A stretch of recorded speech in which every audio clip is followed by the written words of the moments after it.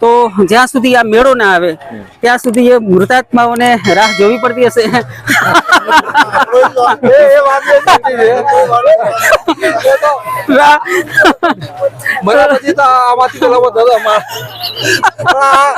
મળવા હોય જે શાસ્ત્રો જે રીતે જે કરી રાખ્યું છે હા એ અત્યારે અતિલા પ્રમાણે બધા ચાલે છે. બરાબર છે.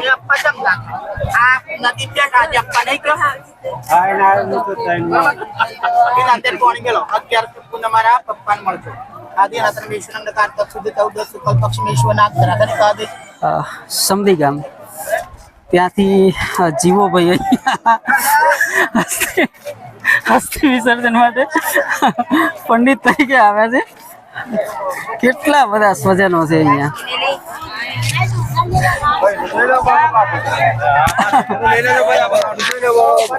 રાખો તમારી પાસે પંડિતજી તરીકે આવ્યા છે. કેટલા માણસો મળ્યા? બોલો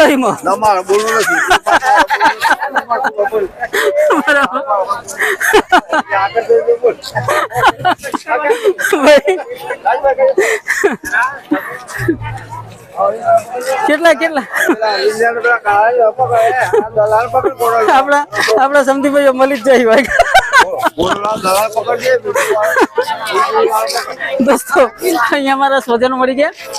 એમની સાથે થોડીક હસી મજાક કર્યા પછી આપણે ફરી પાછા એક અહીંયા પૂજા વિધિ થઈ રહી છે ત્યાં આપણે જઈએ. રમેશ મજામાં? મજામાં. એટલે આપણા વસ્તીના ભાઈઓ બધા ભેગા થઈ ગયા.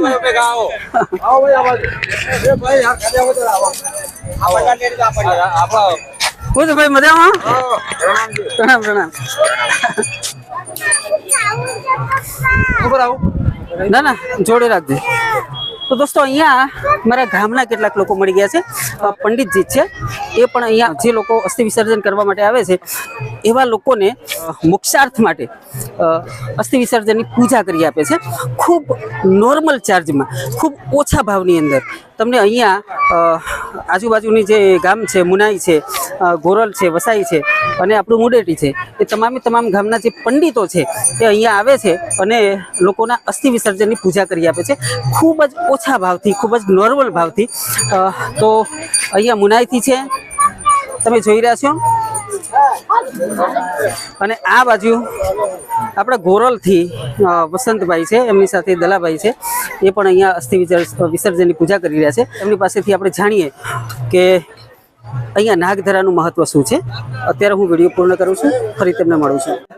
આ નાગધરાનું શું મહત્વ છે? નાગધરા માટે અહીંયા લોકો શું કામ આવે છે? જે મરેલા માણસો હોય અને વિધિ અહીંયા થાય છે અને મુક્તિ સ્થાન કહેવામાં આવે છે. અચ્છા, તો પંડિતો દ્વારા અહીંયા જે પૂજા વિધિ થાય છે એના દ્વારા મૃતાત્માઓને મોક્ષ મળી જાય છે, મુક્તિ મળી જાય છે. તો જ્યાં સુધી આ મેળો ના આવે ત્યાં સુધી એ મૃતાત્માઓને રાહ જોવી પડતી હશે.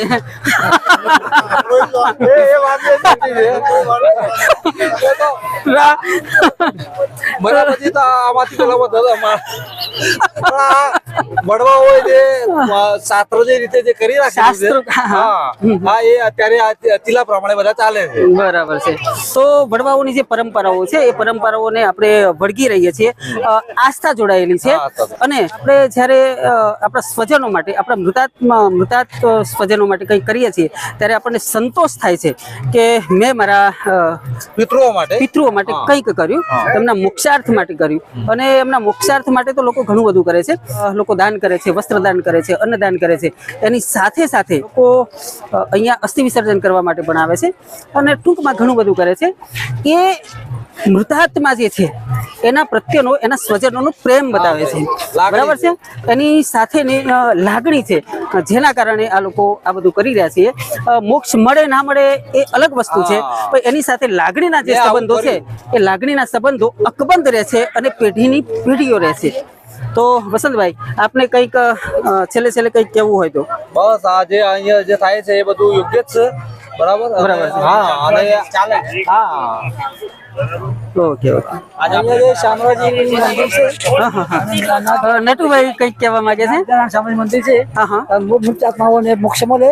બરાબર. શામળાજી ભગવાન તરફથી મોક્ષનું વરદાન પ્રાપ્ત થાય. અચ્છા નટુભાઈ એક વાત એવી સાંભળી કે અહીંયા જેને વડગાડ વળગ્યો હોય એવા લોકો માટે શું વ્યવસ્થા છે શું શું થાય છે વરઘાડ વળગ્યો હોય કે કોઈ પિતૃ દોષ હોય પિતૃ હોય કોઈ લોકો લાગતા હોય અંદર એવા લોકોને નાગ અંદર નાય છે અને એ દેવો નવડાવે છે. એવું કહેવત છે વડીલો દેવો નવડાવે છે. બરાબર પિતૃનો જો વરઘાડ વળગ્યો હોય તો એ નાગ નાવાથી એમને મોક્ષ મળી જાય છે. એવું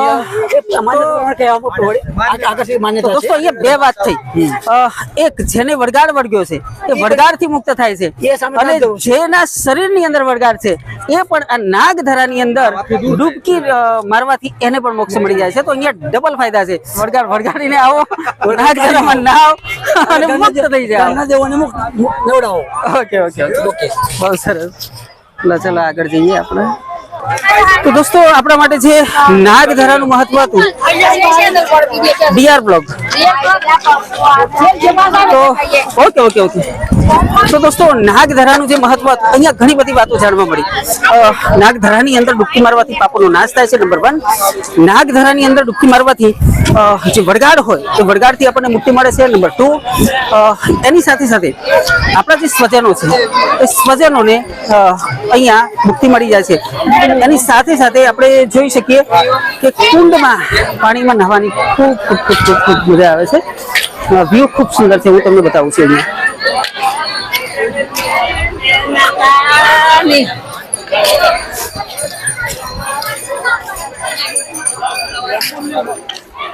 ખૂબ સરસ સુંદર મજાની વ્યવસ્થા પણ છે. અહીંયા જુઓ તમે ટેન્ક જોઈ રહ્યા છો. ટેન્ક નથી આ છે મોબાઈલ શૌચાલય. તો લોકોને મજા મજા હા લોકોને તકલીફ ના પડે એટલા માટે અહીંયા જુઓ મોબાઈલ શૌચાલય પણ છે. હું મજામાં